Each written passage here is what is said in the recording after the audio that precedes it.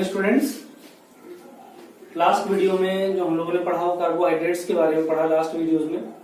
अब आज हम लोग इसी चैप्टर के नेक्स्ट पार्ट की बात करते हैं। चैप्टर बायोमॉलिक्यूल का जो है नेक्स्ट पार्ट है हमारा प्रोटीन्स। तो आज हम लोग प्रोटीन्स के बारे में बात करते हैं। प्रोटीन्स क्या है और इनका इंपॉर्टेंस क्या है। प्रोटीन्स एक्चुअली अगर इनको हम बोलें तो ये हमारे नाइट्रोजनस ऑर्गेनिक कंपाउंड है और साथ में इनमें कार्बोक्सिलिक एसिड भी ग्रुप भी प्रेजेंट होता है। तो प्रोटीन हमारे एक्चुअली क्या है, ये हमारे ऑर्गेनिक कंपाउंड्स हैं कंटेनिंग नाइट्रोजन। सिंपली कह सकते हैं these are the organic compounds containing nitrogen. Basically इनमें अमीनो ग्रुप प्रेजेंट होता है। ऐसे कंपाउंड्स को हम बोलते हैं प्रोटीन्स। क्या कहते हैं इनको? प्रोटीन्स कहते हैं। प्रोटीन्स का जो हमारी बॉडी में काम है, ये हमारी बॉडी को हील करने का काम करते हैं, बॉडी को रिपेयर करने का काम करते हैं। बॉडी में जो कई पार्ट होता है या बॉडी में कोई पार्ट हमारा चोट लगती है, उस पर कुछ भी होता है, इन्फेक्शन होता है, तो वहां पर डिफरेंट टाइप की प्रोटीन्स बनती हैं और वो प्रोटीन्स क्या करती हैं, उसको हील करने का काम करती हैं, क्योर करने का काम करती हैं। मीन्स हमारी बॉडी की इम्यूनिटी को स्ट्रांग करने का काम करते हैं। ये हमारे प्रोटीन्स होते हैं। हमारे फूड में बहुत ही ज्यादा नेसेसरी पार्ट होते हैं प्रोटीन्स, बहुत ही ज्यादा जरूरी होते हैं, इंपॉर्टेंट पार्ट होते हैं। Proteins are very important for us, बहुत ज्यादा जरूरी है, यूजफुल है। तो इनके बारे में डिस्कस करते हैं। दैट मीन प्रोटीन्स हमारी क्या है, these are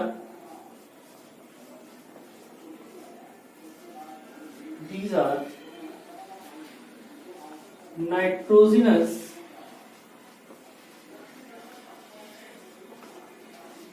organic compounds। ये हमारे नाइट्रोजन कंटेनिंग ऑर्गेनिक कंपाउंड होते हैं with high molecular mass.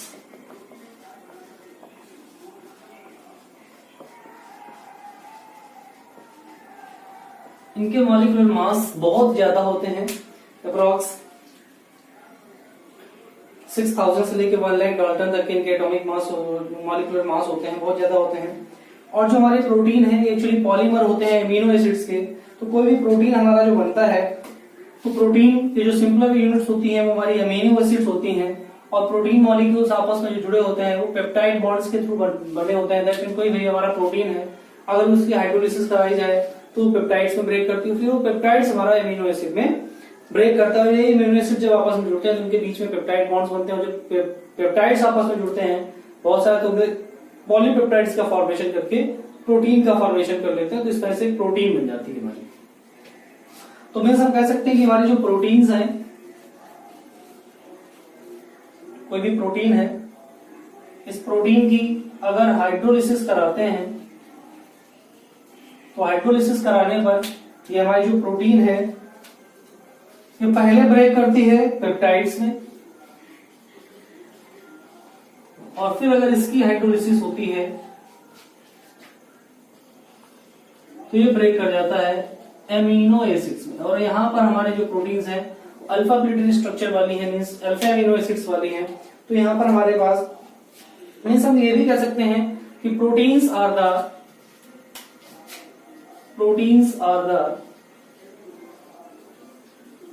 polymer of amino acids। Protein हमारे हैं वो एमिनो एसिड्स के पॉलीमर होते हैं, एमिनो एसिड से ही मिलकर बने होते हैं। यही हमारे होते हैं प्रोटीन्स। ठीक है। अब प्रोटीन्स जो हमारे एमिनो एसिड्स होते हैं, तो हमारी बॉडी में टोटल 20 टाइप के एमिनो एसिड्स होते हैं, जिनमें 10 एमिनो एसिड्स हमारे इसेंशियल की कैटेगरी में आते हैं और 10 एमिनो एसिड्स हमारे नॉन इसेंशियल की कैटेगरी में आते हैं। अब बात करते हैं कि इसेंशियल एमिनो एसिड्स और नॉन एसेंशियल एमिनो एसिड्स क्या है। एसेंशियल जिनकी हमें जरूरत है, नेसेसरी है, मतलब इनकी हमें फूड से सप्लाई होती है, डायरेक्टली फूड से हमें मिलते हैं, बॉडी में डाइजेशन के थ्रू अलग किए जाते हैं, वो हमारे होते हैं essential amino acid. That they are obtained by the food and need in regular diet. इनकी नीड हमें रेगुलर डाइट में जरूरत है। अगर इनकी जरूरत नहीं होती, रेगुलर डाइट में कमी हो जाती है, हमें प्रॉपर नहीं मिलते, तो प्रोटीन रिलेटेड डिजीजेस हमें जनरेट होने लगती हैं। और सिमिलरली 10 हमारे नॉन एसेंशियल एमिनो एसिड्स हैं। वो नॉन एसेंशियल एमिनो एसिड हमारी बॉडी खुद सिंथेसाइज करती है, दूसरे रॉ मटेरियल्स के हेल्प के थ्रू खुद उनको सिंथेसाइज करती है। तो 10 एमिनो एसिड्स हमारे एसेंशियल की कैटेगरी में आते हैं और 10 हमारे नॉन एसेंशियल की कैटेगरी में आते हैं। तो यहीं पर बात करते हैं एमिनो एसिड्स की।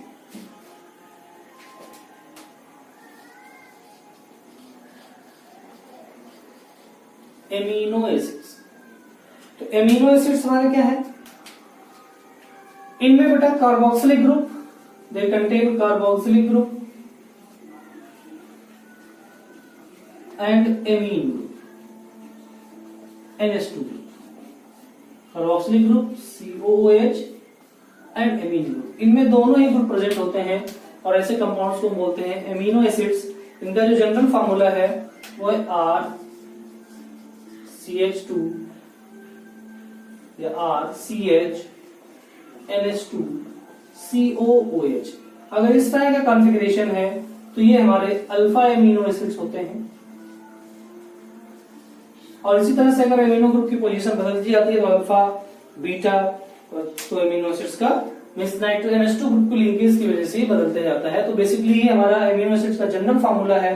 अब NH2 ग्रुप की पोजीशन अगर शिफ्ट होती जाती है तो ये बीटा और गामा टाइप का एमिनो एसिड हमारा बन जाता है। तो एमिनो एसिड हमारे होते हैं टोटल 20 टाइप के होते हैं हमारे, जिसमें एसेंशियल और नॉन एसेंशियल एमिनो एसिड्स के बारे में हम लोग बात करते हैं। तो ये हमारा एमिनो एसिड्स का जनरल फार्मूला है। सिमिलरली जैसे ग्लाइसिन हमारा होता है एमिनो एसिड, तो ये हमारा एमिनो एसिड है, ग्लाइसिन है, डिफरेंट टाइप के एमिनो एसिड्स हमारी बॉडी में प्रेजेंट होते हैं। आज जो हमारा यहाँ पर कोई भी एल्किल ग्रुप हो सकता है, कोई भी एरोमेटिक ग्रुप हो सकता है, या कोई भी रिंग सब्स्टिट्यूटेड ग्रुप हो सकता है। तो ये आर हमारे रिप्रेजेंट करता है किसी भी ऑर्गेनिक ग्रुप को, कार्बन ग्रुप को, ऑर्गेनिक ग्रुप को रिप्रेजेंट करता है यहाँ पर। तो हम बात करते हैं इसेंशियल और non essential amino acids.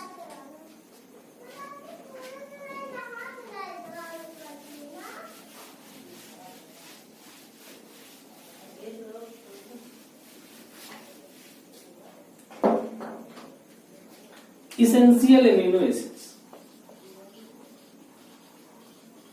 essential amino acids, essential amino acids are those that need in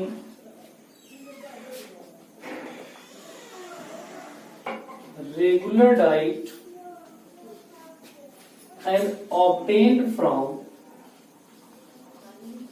food sources।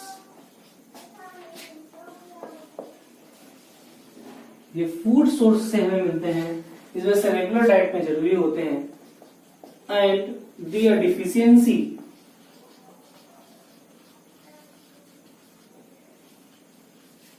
causes bad immune system।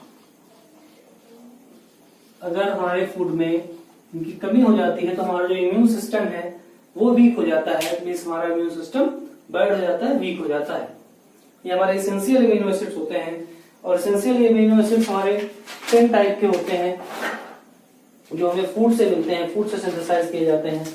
जिसमें कुछ हैं जिनके ज्यादातर क्वेश्चन का पूछा जाता है, right any one of the essential amino acids. Essential amino acids क्या होते हैं, गिव एग्जांपल।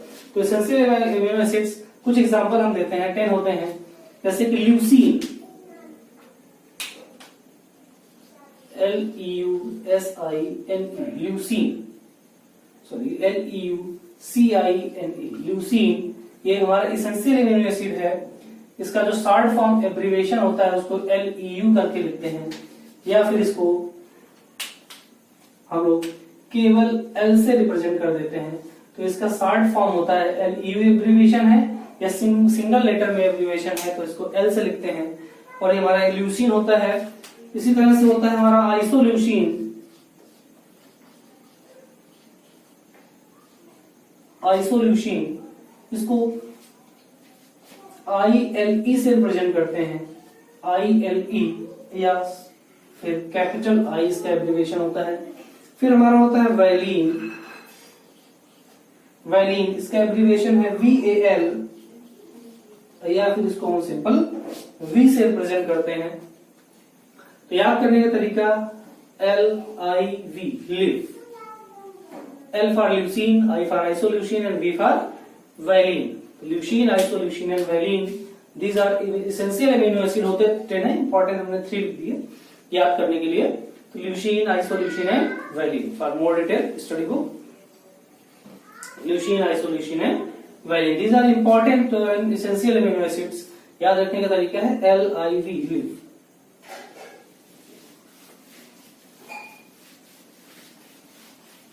हम बात करते हैं नॉन एसेंशियल एमिनो एसिड्स की।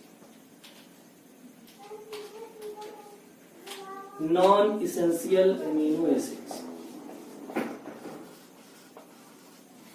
नॉन एसेंशियल एमिनो एसिड्स मतलब ये एमिनो एसिड्स हमारी बॉडी खुद सिंथेसाइज करती है, इनकी फूड की जरूरत नहीं होती। Means they prepared by the body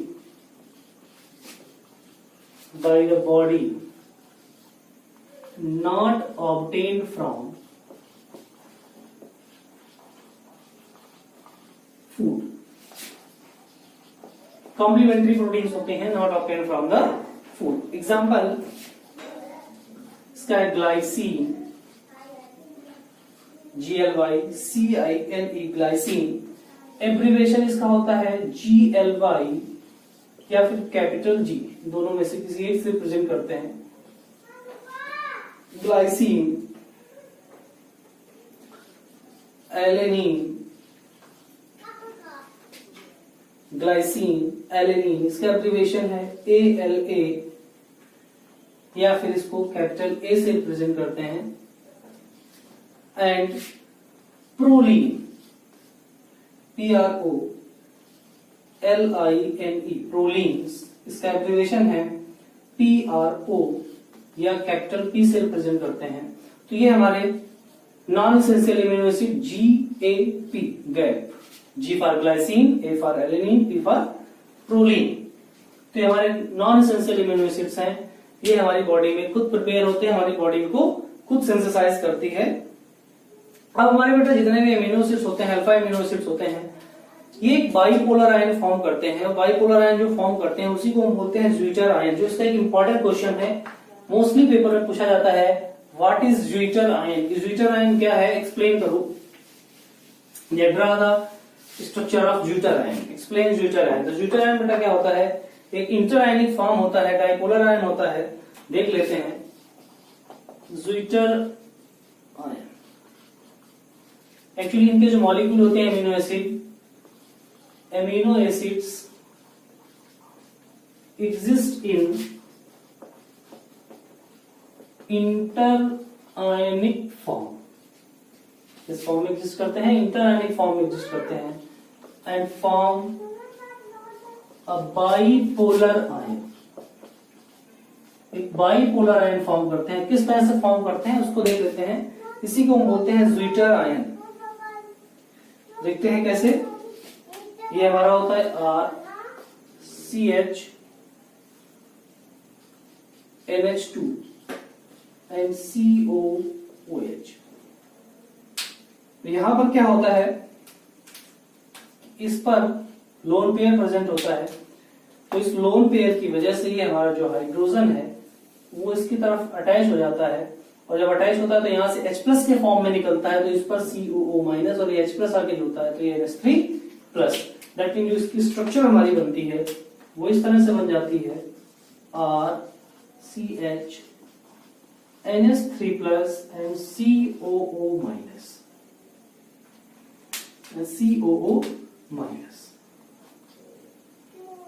तो ये इस तरह से ये बाइपोलर आयन बन जाता है। कार्बोक्सिलेट पर माइनस आयन और अमोनिया पर पॉजिटिव चार्ज। तो ये बाइपोलर आयन बन जाता है, और इसी बाइपोलर आयन को ही हम बोलते हैं ज्विटर आयन। इंपॉर्टेंट पार्ट है कि व्हाट इज ज्विटर आयन, या कोई एमिनो एसिड में बाइपोलर आयन को क्या कहते हैं। तो जो ज्विटर आयन होता है हमारा, उसको बाइपोलर आयन बोलते हैं। इंपॉर्टेंट है।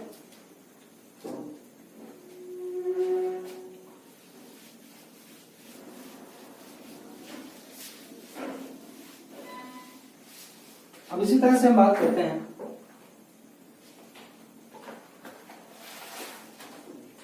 Isoelectric point. इसीलिए एमिनो एसिड के लिए, प्रोटीन के लिए आइसोइलेक्ट्रिक पॉइंट क्या होता है। एक पर्टिकुलर पीएच पर बेटा क्या होता है, जब वहां पर हम इलेक्ट्रोड पोटेंशियल अप्लाई करते हैं तो दोनों एक दूसरे के साथ इक्विलिब्रियम में आ जाते हैं इलेक्ट्रिक फील्ड पर, उसी को हम बोलते हैं isoelectric point. That mean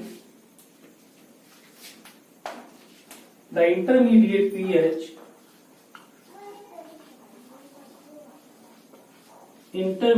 pH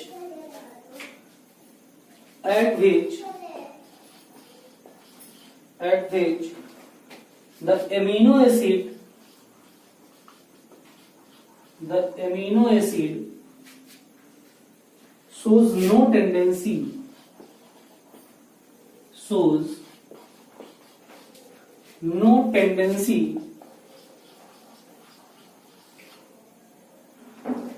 to migrate towards the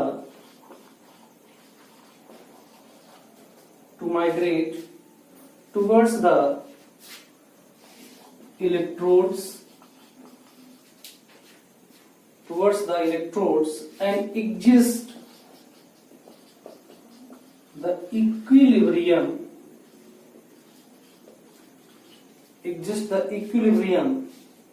when placed in an electric field means एक पर्टिकुलर पीएच पर, इंटरमीडिएट पीएच पर कि दोनों को मिक्स किया गया और इलेक्ट्रिक फील्ड अप्लाई की जाती है, तो वहां पर एक कंडीशन ऐसी आती है कि अमीनो एसिड के जो आयन है टेंडेंसी टू माइग्रेट, मतलब किसी भी तरफ वो माइग्रेट नहीं करते हैं, मींस इक्विलिब्रियम की पोजीशन आ जाती है एक पर्टिकुलर पीएच पर। जब आयन किसी भी तरफ माइग्रेट नहीं करेंगे तो उस कंडीशन को हम बोलते हैं आइसोइलेक्ट्रिक पॉइंट। दैट मीन दोनों तरफ इनकी कंसंट्रेशन सेम हो जाती है।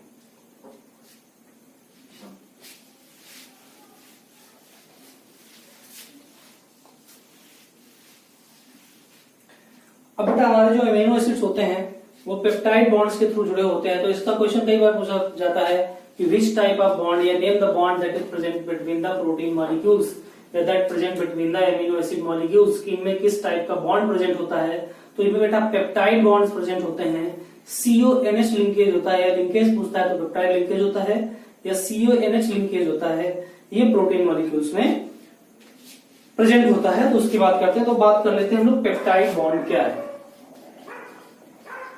पेप्टाइड बॉन्ड हमारा क्या है, तो यहाँ पर बेटा एमिनो एसिड मॉलिक्यूल्स जुड़ते हैं CONH लिंकेज से, उसी को हम बोलते हैं पॉलीपेप्टाइड और peptide bonds. Means when amino acid molecules attached bye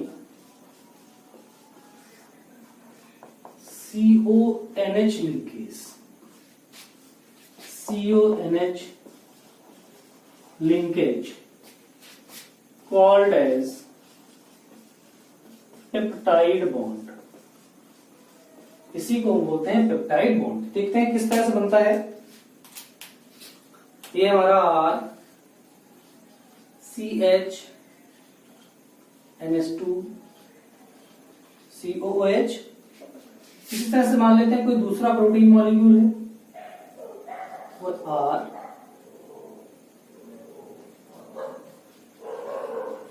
NH2 R CH NH2 COOH, ये भी एक हमारा एमिनो एसिड है और ये भी एक हमारा एमिनो एसिड है।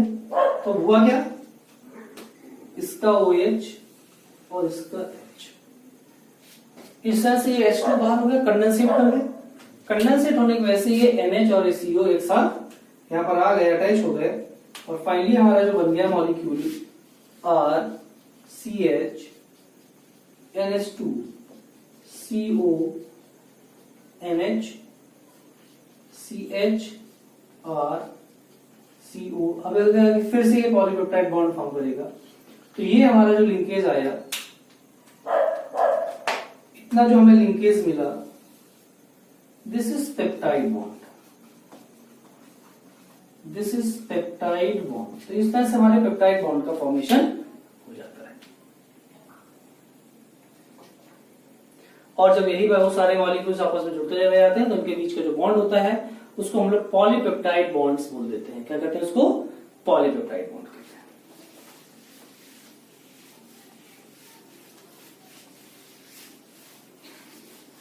अब बात आती है classification of proteins.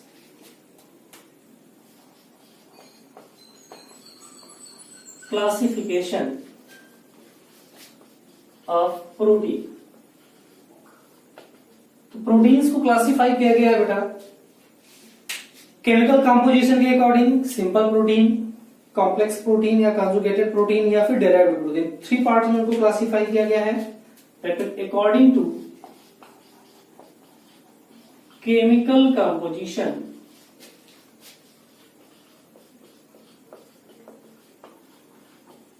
Chemical composition के अकॉर्डिंग हमारी जो प्रोटीन है वो है सिंपल प्रोटीन, दूसरी है conjugated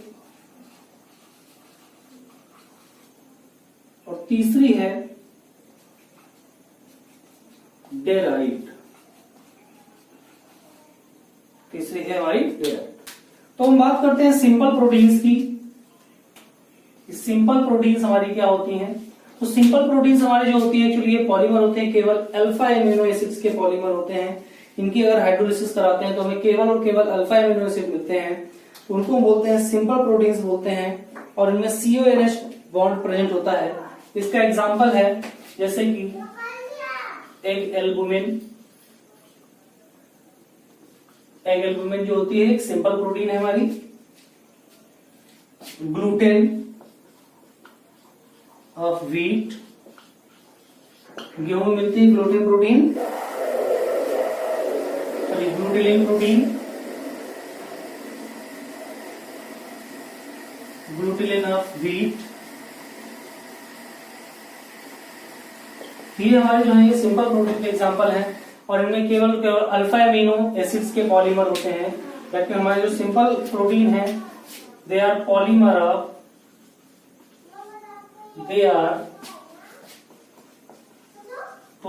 of alpha amino acids. इनमें अल्फा एमिनो एसिड्स होते हैं, उनको बोलते हैं सिंपल प्रोटीन। कंजुगेटेड प्रोटीन में बेटा 2 पार्ट होते हैं हमारे, एक प्रोटीन पार्ट होता है और एक नॉन प्रोटीन पार्ट होता है। तो जो हमारा नॉन प्रोटीन पार्ट होता है उसको हम बोलते हैं प्रोस्थेटिक ग्रुप। तो मैं समझ जो कंजुगेटेड प्रोटीन है इनमें 2 पार्ट होते हैं, एक होता है प्रोटीन पार्ट और एक होता है नॉन प्रोटीन पार्ट। तो जो इसमें नॉन प्रोटीन पार्ट है इसी को कहा जाता है प्रोस्थेटिक ग्रुप। प्रोस्थेटिक ग्रुप ये होता है हमारा प्रोटीन का, बोला जाता है कोफैक्टर। किसी भी प्रोटीन का जो कोफैक्टर है वो हमारा कंजुगेटेड प्रोटीन होती है। तो प्रोटीन पार्ट जो होता है हमारा वो सिंपल प्रोटीन की तरीके होता है, ठीक है। अल्फा एमिनो एसिड का है जो नॉन प्रोटीन पार्ट है वो प्रोस्थेटिक ग्रुप की तरीके काम करता है। अब जितने प्रोटीन जैसे इनमें लगा है न्यूक्लियोप्रोटीन, लिपोप्रोटीन, फास्फोप्रोटीन्स, जिनमें किसी दूसरे नॉन प्रोटीन पार्ट का ग्रुप जुड़ रहा है, ग्रुप का नाम जुड़ रहा है, वो बेसिकली हमारी कैसी होती हैं? कंजुगेटेड प्रोटीन्स होती हैं। जैसे इसका एग्जांपल है इसका lipoprotein, फास्फोप्रोटीन, सल्फोप्रोटीन्स।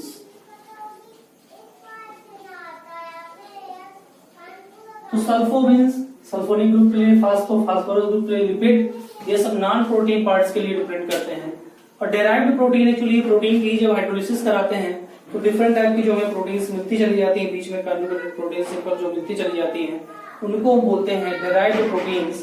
That mean derived protein obtained by the degradation of simple और conjugated protein in alkaline medium, aqueous medium और एसिडिक मीडियम। किसी भी मीडियम में जब उनका डिग्रेडेशन कराते हैं जिस तरह से हमें जो प्रोटीन मिलती है वो हमारी होती है डेराइव्ड प्रोटीन। मींस उन्हीं से ही डिराइव्ड होती है, बनाई गई हुई होती हैं, उनको बोलते हैं हम derived protein. That mean derived proteins are obtained by the degradation of simple और conjugated protein in alkali medium, acidic medium और in aqueous medium are with the help of enzyme, किसी के थ्रू जब मिलती है, उनका डिग्रेडेशन होता है सिंपल और कॉन्जुगेटेड प्रोटीन का, तो हमें मिलती है डेराइव्ड प्रोटीन।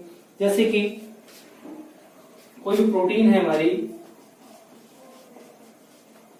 अब इसकी हमने डिग्रेडेशन कराया तो हमें मिली मेटा प्रोटीन। मेटा प्रोटीन से हमें मिला प्रोटियोजेस, प्रोटियोजेस से हमें मिला पेप्टाइड्स एंड पेप्टोन्स,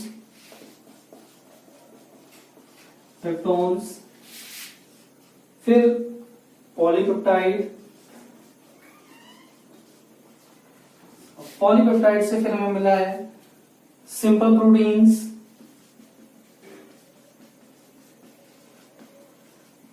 और फिर हमें एमिनो एसिड्स, अल्फा एसिड्स। तो ये हमारे जो बीच में मिड पार्ट बने हमारे, ये और ये पार्ट, तो ये हमारे जो पार्ट हैं ये हमारे होते हैं डेराइव्ड प्रोटीन्स। ये बीच के जितने भी पार्ट हैं ये हमारे सब डेराइव्ड प्रोटीन को शो कर रहे हैं, जो कि हमारी प्रोटीन के डिग्रेडेशन से मिलकर, डिग्रेडेशन इनका जब कराया गया तो डिफरेंट प्रोटीन्स हमें दूसरी मिलती चली गई, वो हमारी डेराइव्ड प्रोटीन का पार्ट्स होती हैं। अब हम इनका क्लासिफिकेशन पढ़ते हैं on the basis of molecular structure. Classification of protein on the basis of molecular structure.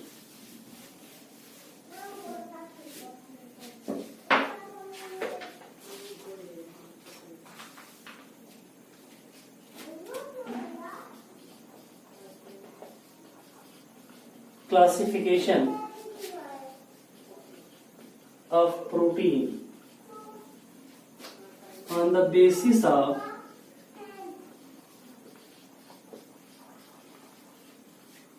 molecular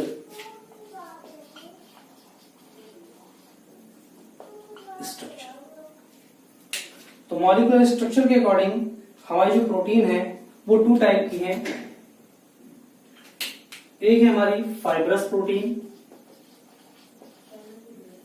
और दूसरी है हमारी ग्लोब्यूलर प्रोटीन।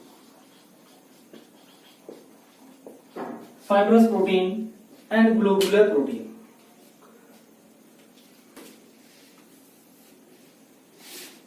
तो फाइब्रस प्रोटीन हमारी जो होती है इसकी लॉन्ग चेन स्ट्रक्चर होती है, थ्रेड लाइक स्ट्रक्चर होती है, means it have long thread like structure, thread like structure। जबकि हमारी ग्लोबुलर प्रोटीन में क्या होता है, दे हैव coiled structure। इनकी जो स्ट्रक्चर होती है वो कॉइल्ड हो जाती है, मुड़ जाती है, क्योंकि इनमें बीच में ब्रांचिंग बहुत प्रेजेंट होती है, इस वजह से ये कॉइल्ड हो जाती है।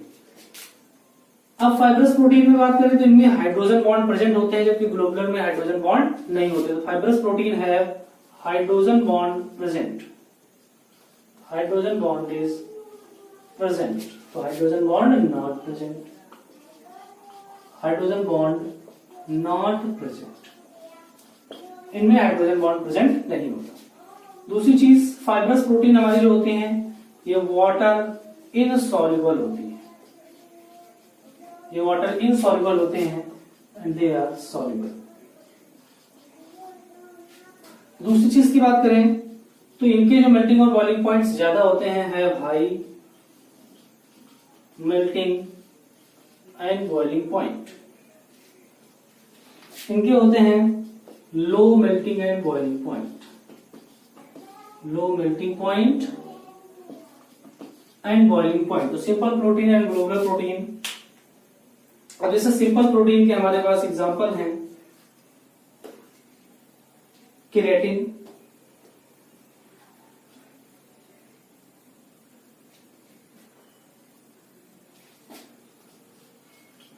केराटिन, फाइब्रोइन, तो ये हमारे सिंपल प्रोटीन के एग्जांपल हैं। ग्लोबुलर प्रोटीन में हमारे इंसुलिन,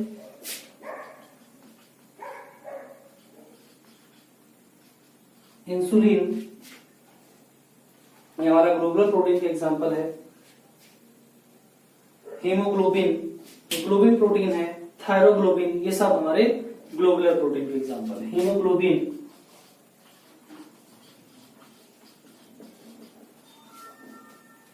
सिंपल और ग्लोबुलर प्रोटीन में ये मेन डिफरेंस होता है, और पेपर में अगर इसका डिफरेंस भी पूछा गया है, what is the difference between simple protein and globular protein, तो ये मेन हमारे डिफरेंस है। इस फाइब्रस प्रोटीन में हमारे क्या होते हैं, थ्रेड लाइक स्ट्रक्चर होती है, लॉन्ग चेन स्ट्रक्चर होती है, जबकि ग्लोबुलर कॉइल्ड स्ट्रक्चर होती है, क्योंकि इनमें आपस में ब्रांचिंग होती है, और ब्रांचिंग वजह से कॉइल्ड हो जाते हैं, फोल्डेड होते हैं एक दूसरे के साथ, इनमें हाइड्रोजन बॉन्ड होता है, जबकि ग्लोबुलर में हाइड्रोजन बॉन्ड नहीं होता है। और ये वाटर इनसॉल्युबल होते हैं और वो वाटर सॉल्युबल होते हैं, क्योंकि ऑलरेडी हाइड्रोजन बॉन्डेड है, तो वाटर के साथ हाइड्रोजन बॉन्ड फॉर्म नहीं करते और डिसॉल्व नहीं होते हैं, वो डिसॉल्व हो जाते हैं। इनके मेल्टिंग और बॉइलिंग पॉइंट फाइब्रस के बहुत ज्यादा होते हैं, जबकि ग्लोबुलर के कम होते हैं। फाइब्रस के example keratin protein hairs nails में, फाइब्रोइन फाइब्रस प्रोटीन होती है, इंसुलिन ये हमारी ग्लोबुलर प्रोटीन होती है, हीमोग्लोबिन ये भी ग्लोबुलर प्रोटीन होती है। तो प्रोटीन के पार्ट। अब हम बात करते हैं क्लासिफिकेशन अपॉन द, अब बात करते हैं स्ट्रक्चर ऑफ प्रोटीन्स की, इनकी स्ट्रक्चर किस तरह से पॉसिबल है, किस तरह से बताई गई।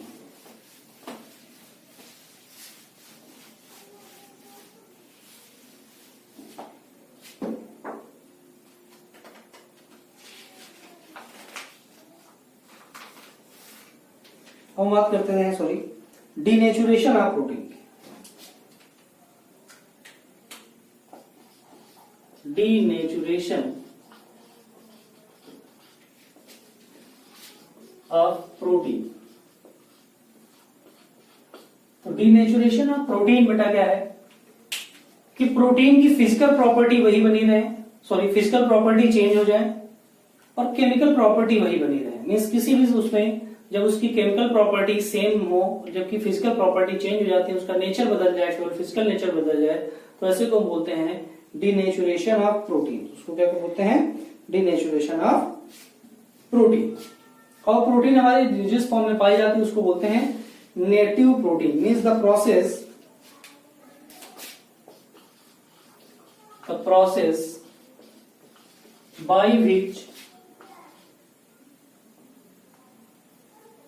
by which a protein changes its physical nature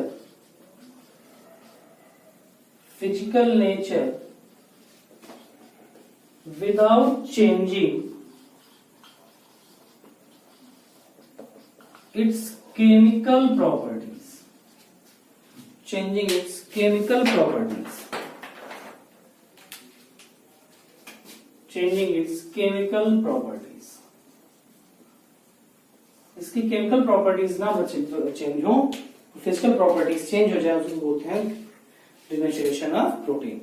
simply एक को जब बॉयल करते हैं तो उसके बाहर जो व्हाइट प्रोटीन होती है, पहले वो एक में कैसी होती है, लिक्विड फॉर्म में होती है, लेकिन जब उसको बॉयल कर देते हैं तो वो सॉलिडिफाई हो जाती है, जम जाती है। व्हाइट पार्ट जो हमें दिखाई देने लगता है वो हमारा क्या है, डीनेचुरेशन ऑफ प्रोटीन। उसका फिजिकल नेचर बदल जाता है, पहले वो लिक्विड फॉर्म में होती है, वाटर सॉल्युबल होती है, और जब उसको हीट कर देते हैं, गर्म कर देते हैं, तो वो वाटर इनसॉल्युबल फॉर्म में बदल जाती है, ठीक है, और वो सॉलिड हो जाती है। तो इसके को बोलते हैं डीनेचुरेशन ऑफ प्रोटीन। इस प्रोसेस को क्या कहते हैं, डीनेचुरेशन ऑफ प्रोटीन। तो इससे जो हमारे इंपॉर्टेंट क्वेश्चंस बेसिकली बनते हैं प्रोटीन से, इंपॉर्टेंस ऑफ प्रोटीन क्या है, फाइब्रस और ग्लोबुलर प्रोटीन में डिफरेंस क्या है, पॉलीपेप्टाइड लिंकेज क्या है, एमिनो एसिड्स इसेंशियल और नॉन एसेंशियल एमिनो एसिड्स हमारे बनते हैं।